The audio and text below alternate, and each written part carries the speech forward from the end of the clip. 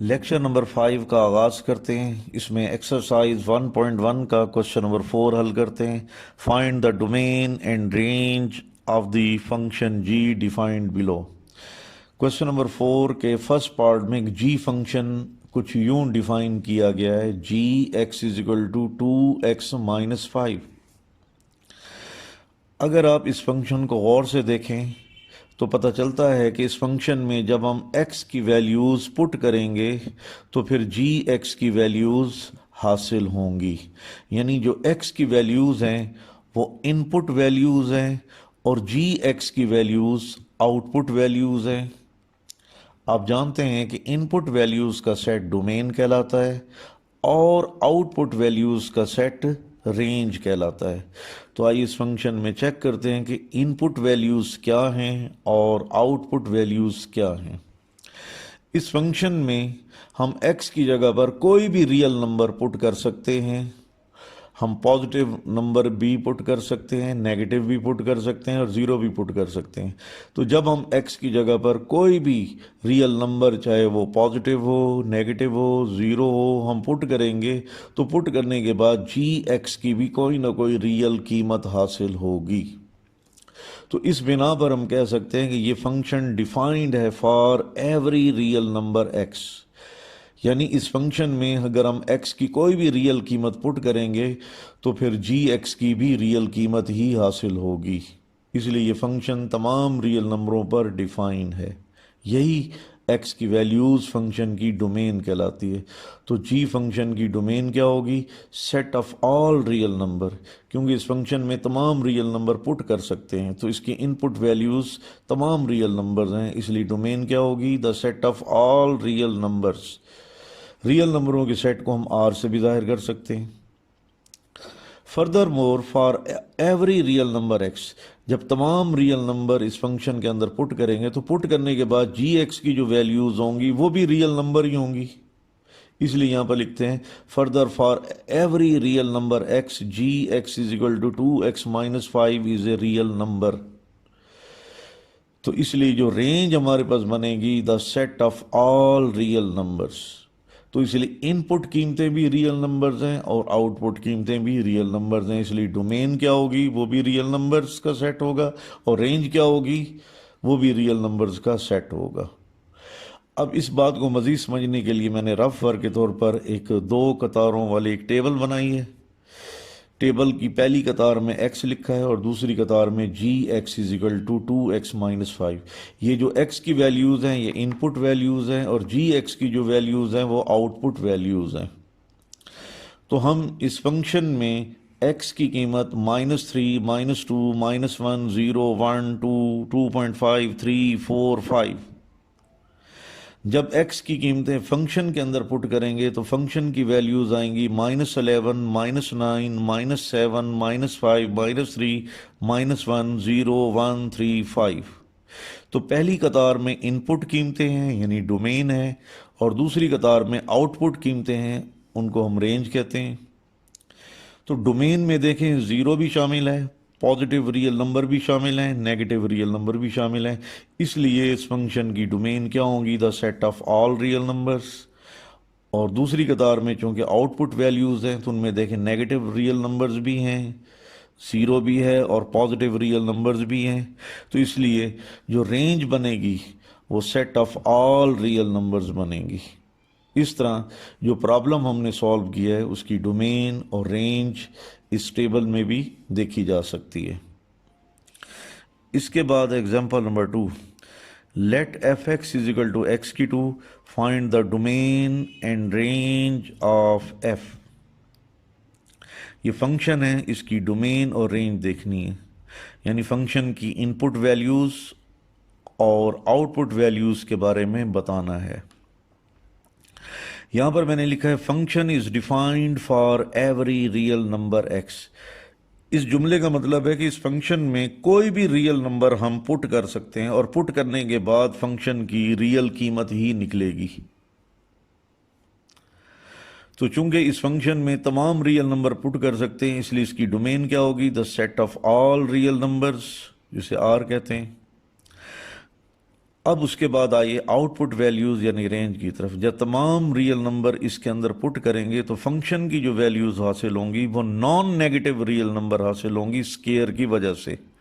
तो further for every real number x f x is equal to x की two is a non negative real number, यानी input कीमतों में तमाम real number शामिल हैं जबकि आउटपुट में स्केयर की वजह से नॉन नेगेटिव रियल नंबर शामिल हैं। इसलिए जो रेंज होगी the set of all non negative real numbers. इसके बाद मैं टेबल बनाकर इस डोमेन और रेंज के बारे में मज़ीद थोड़ा सा पढ़ते हैं। तो टेबल दो कतारों पर मुश्तमिल है। पहली कतार में x की वैल्यूज़ हैं और दूसरी कतार में f x is equal to x की टू की वैल्यूज़ हैं। x की वैल्यूज़ इनपुट वैल्यूज़ हैं और एफ एक्स की जो वैल्यूज़ हैं वह आउटपुट वैल्यूज़ हैं। इनपुट वैल्यूज़ का सेट रेंज, आउटपुट वैल्यूज़ का सेट रेंज कहलाता है। तो मैंने इनपुट वैल्यूज़ यहाँ पर टेबल में लिखी है -3, -2, -1, 0, 1, 2, 3। ये हम फंक्शन के अंदर पुट करेंगे तो हमारे पास वैल्यूज़ हासिल होंगी 9, 4, 1, 0, 1, 4, 9। तो आप इनपुट वैल्यूज़ में देखें ज़ीरो भी शामिल है, नेगेटिव नंबर भी शामिल हैं, पॉजिटिव नंबर भी शामिल हैं। तो इसलिए डोमेन में तमाम रियल नंबर शामिल हैं। अब दूसरी कतार में देखें फंक्शन की वैल्यूज़ में देखें ज़ीरो भी है, पॉजिटिव वैल्यूज़ भी हैं, लेकिन नेगेटिव वैल्यूज़ नहीं हैं। तो इसलिए जो रेंज बनेगी वो नॉन नेगेटिव रियल नंबर शामिल होंगे।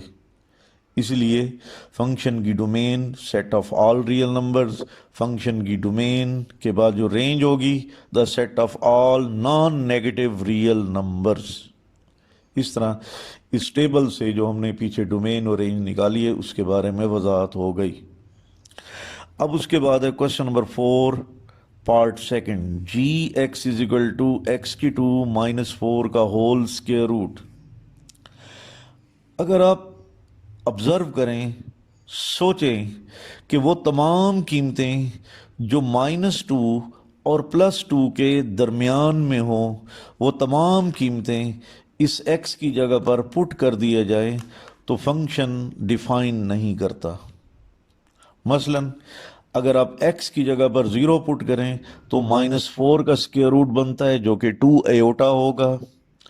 x की जगह पर 1 पुट करें तो ये बन जाएगा -3 का स्क्वायर रूट, यानी 3 का स्क्वायर रूट आयोटा बन जाएगा। -1 पुट करें तब भी 3 का स्क्वायर रूट आयोटा बन जाएगा। तो ये बात क्लियर हो गई कि x की वो वैल्यूज़ जो -2 और +2 के दरमियान हों उन्हें हम इसके रूट के अंदर x की जगह पर पुट कर दिया जाए तो जी एक्स की वैल्यू इमेजिनरी बन जाती है, जी एक्स की रियल वैल्यू हासिल ही नहीं होती। इसलिए हम कहते हैं कि फंक्शन इन तमाम कीमतों पर जो -2 और +2 के दरमियान वाक़े हैं इन पर डिफाइंड नहीं होता। इसलिए अब ये कीमतें फंक्शन की डोमेन में शामिल नहीं होगी, क्योंकि ऐसी वैल्यूज जिनका कोई आउटपुट ही ना हो उनको डोमेन में शामिल नहीं करते। ऐसी वैल्यूज़ को हम डोमेन से खारिज कर देते हैं, ऐसी वैल्यूज़ को डोमेन से किक आउट कर देते हैं। इसलिए मैंने यहाँ पर लिखा है therefore these values will not be in the domain of g x.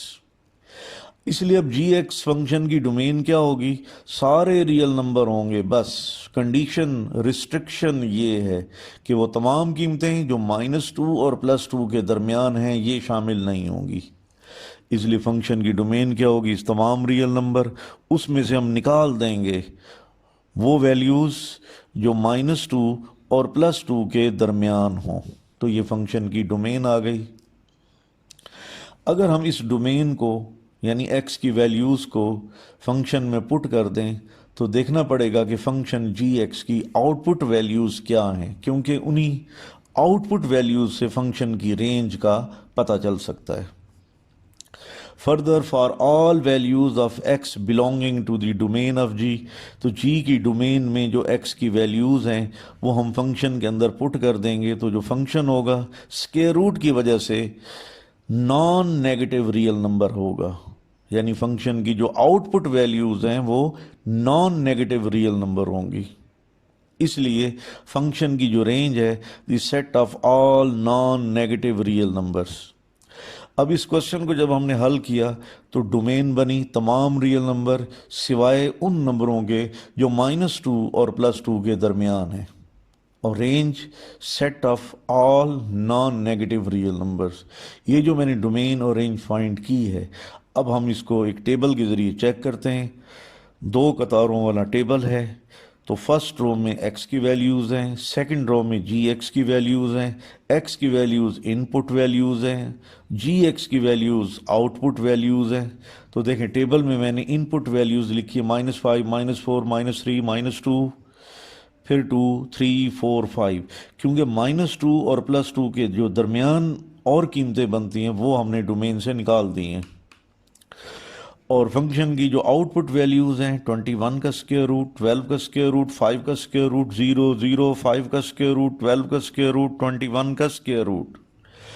अब इस टेबल से बिल्कुल क्लियर है कि फंक्शन की डोमेन में तमाम रियल नंबर शामिल हैं सिवाय उनके जो -2 और +2 के दरमियान वाक़ हैं, वो नहीं लेने, बाकी तमाम रियल नंबर आएंगे।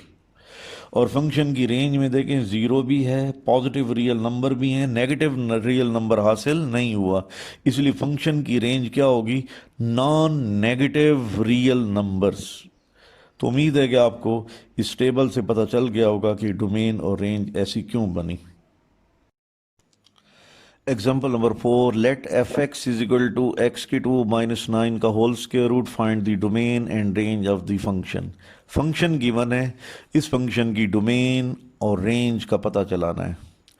आप इस फंक्शन को ऑब्जर्व करें, देखें कि वो तमाम रियल नंबर जो -3 और +3 के दरमियान हैं उनको इस फंक्शन में x की जगह पर पुट करेंगे तो फंक्शन की वैल्यू इमेजिनरी बन जाएगी, फंक्शन की वैल्यू रियल नंबर हासिल नहीं होगी। इसलिए हम कह सकते हैं कि वो तमाम रियल नंबर जो -3 और +3 के दरमियान हैं उन तमाम कीमतों पर फंक्शन डिफाइंड नहीं है। डिफाइंड नहीं, इसका मतलब है कि फंक्शन की रियल कीमत नहीं निकलती। इसलिए वो तमाम कीमतें जो -3 और +3 के दरमियान शामिल हैं, इन कीमतों को डोमेन से निकाल देते हैं, क्योंकि ये ऐसी इनपुट कीमतें हैं जिनकी कोई आउटपुट वैल्यू हासिल नहीं होती। Therefore these values will not be in the domain of the function. अब फंक्शन की डोमेन क्या होगी?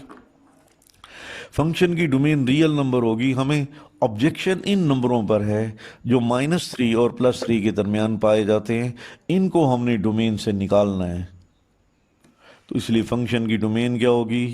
तमाम रियल नंबर, उसमें से हम निकाल देंगे ऐसे नंबर जो -3 और +3 के दरमियान वाक़ हों।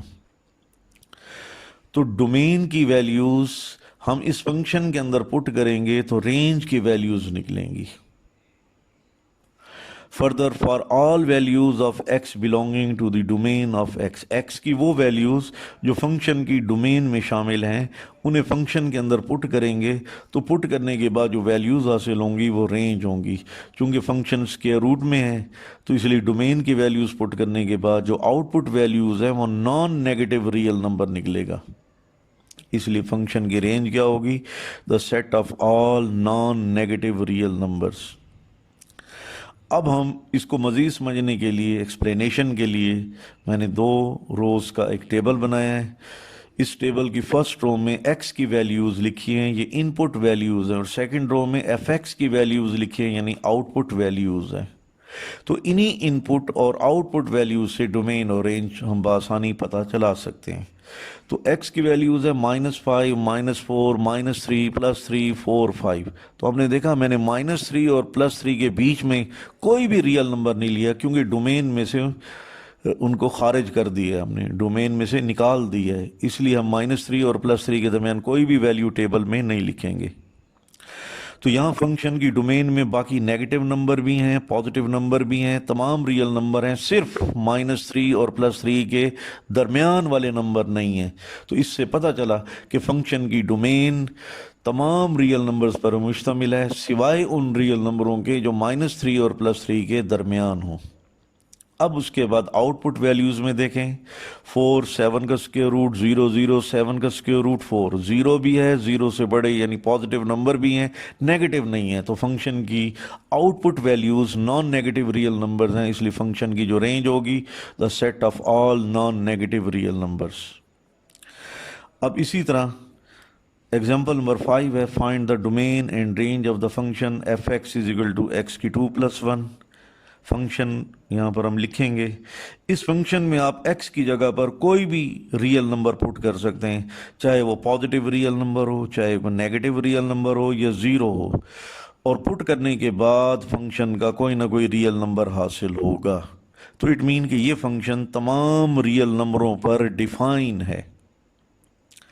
तो इसलिए हम लिखेंगे कि डोमेन ऑफ f क्या होगी, the set of all real numbers. Further for every real number x, चूंकि फंक्शन की डोमेन में तमाम रियल नंबर शामिल हैं, इसलिए तमाम रियल नंबर हम x की जगह पर पुट करेंगे तो fx की वैल्यू निकलेंगी, वो आउटपुट वैल्यूज होंगी। तो इसलिए for every real number x f x is equal to x की 2+1 is a real number greater than और इक्वल टू 1। जब हम तमाम रियल नंबर इस फंक्शन में पुट करेंगे तो आउटपुट जो वैल्यूज निकलेंगी वो 1 और 1 से बड़ी निकलेंगी। इसलिए अब हम कहेंगे कि फंक्शन की जो रेंज है वो तमाम रियल नंबर होंगे जो 1 के इक्वल या 1 से बड़े होंगे। इसलिए फंक्शन की रेंज क्या होगी, the set of all real numbers greater than और इक्वल टू 1। अब मजीद इस सवाल को समझने के लिए मैंने 2 कतारों वाला टेबल बनाया है। इस टेबल की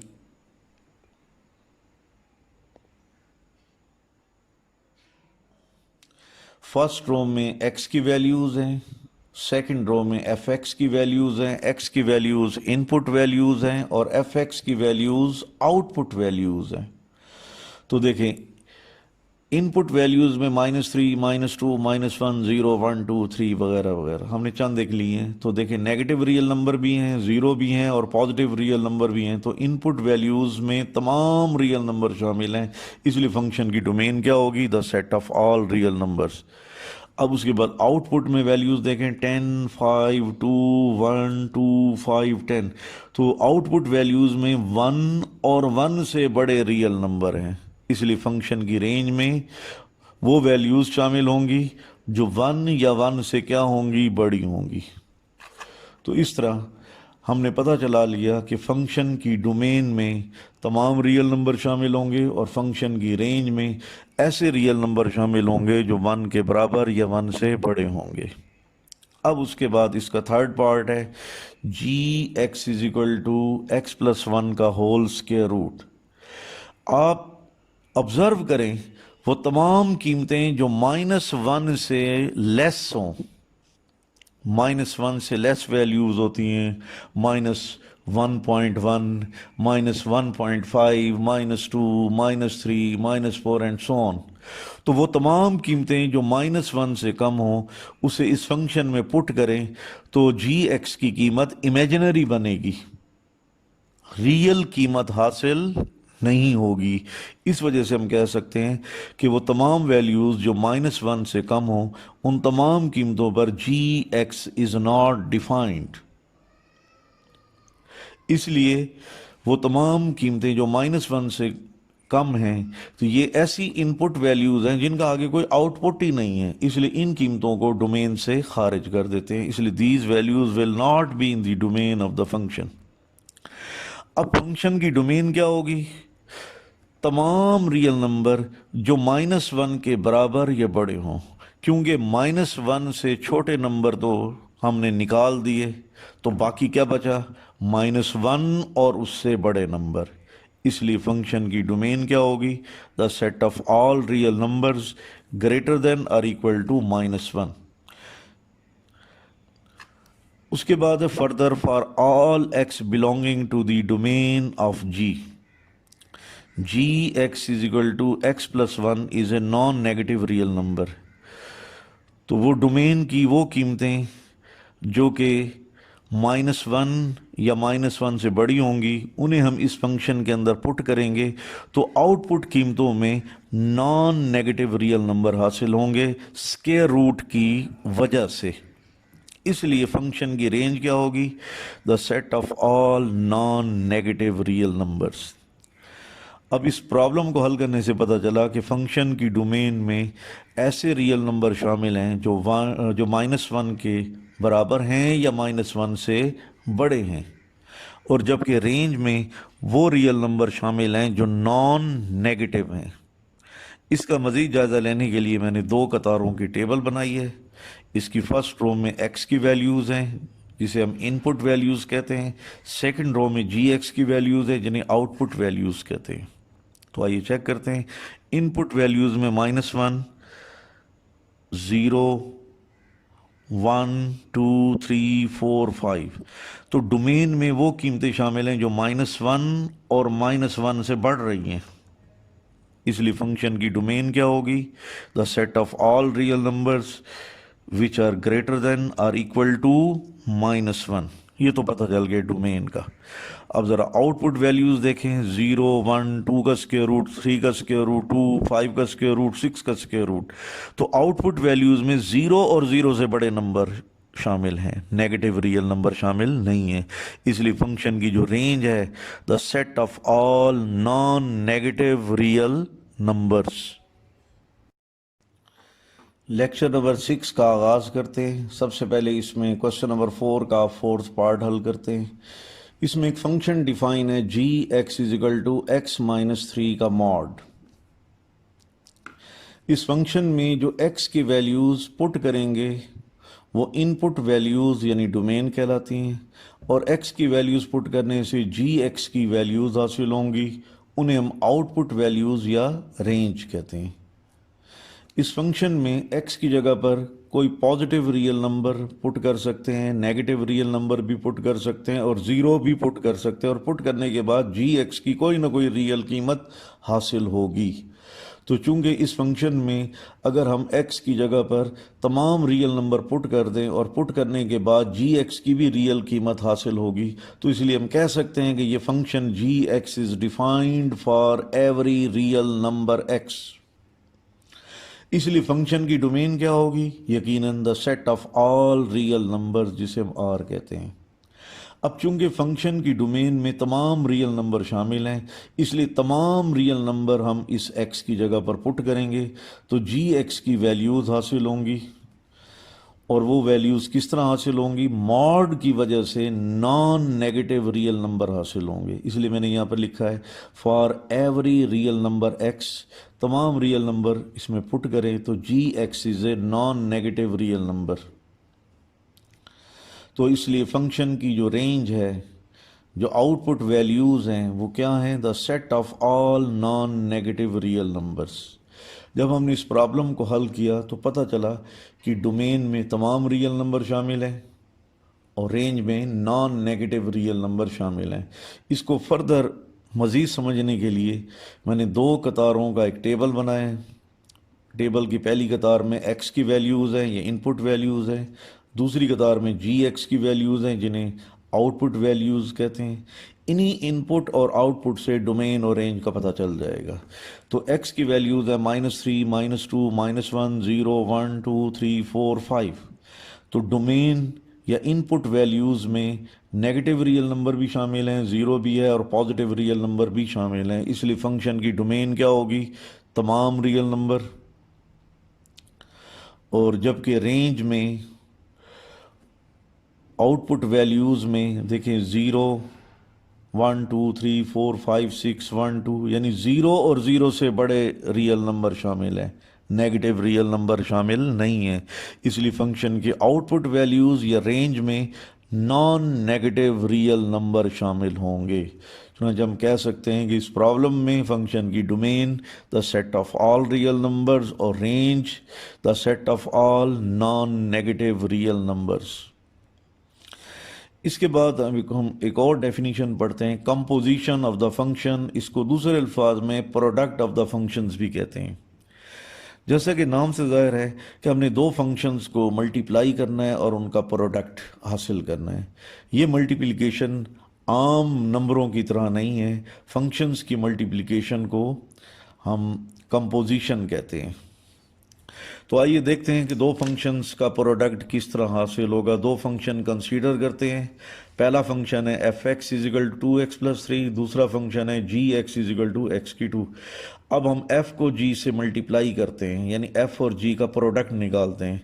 तो f और g के दरमियान मैंने सर्कल की अलामत लगाई है, छोटा सर्कल है। ये बाइनरी ऑपरेशन है। इट मीन कि f और g का ये प्रोडक्ट बन रहा है। तो f circle g into x mean f is the function of g। यानी जब f और g का प्रोडक्ट लेंगे, यानी जब f को g से मल्टीप्लाई करते हैं, तो उसे हम इस तरह डिफाइन करते हैं कि f is the function of g। अब इस ब्रैकेट में gx की कीमत पुट करेंगे तो gx की कीमत है x की टू, तो ये बन जाएगा f ऑफ x की टू। अब जानते हैं एफ एक्स बराबर होता है 2x प्लस थ्री। तो f ऑफ x की टू की क्या कीमत होगी? हम x को x की टू में चेंज कर देंगे, तो f ऑफ x की टू बन जाएगा 2x की टू प्लस थ्री। चुनांचे f और g का प्रोडक्ट 2x की टू प्लस थ्री के इक्वल आ गया। 2x plus three f function को जाहिर करता है, x की टू g को जाहिर करता है, जबकि 2x की टू प्लस थ्री f और g के प्रोडक्ट यानी कंपोजिशन को जाहिर करता है।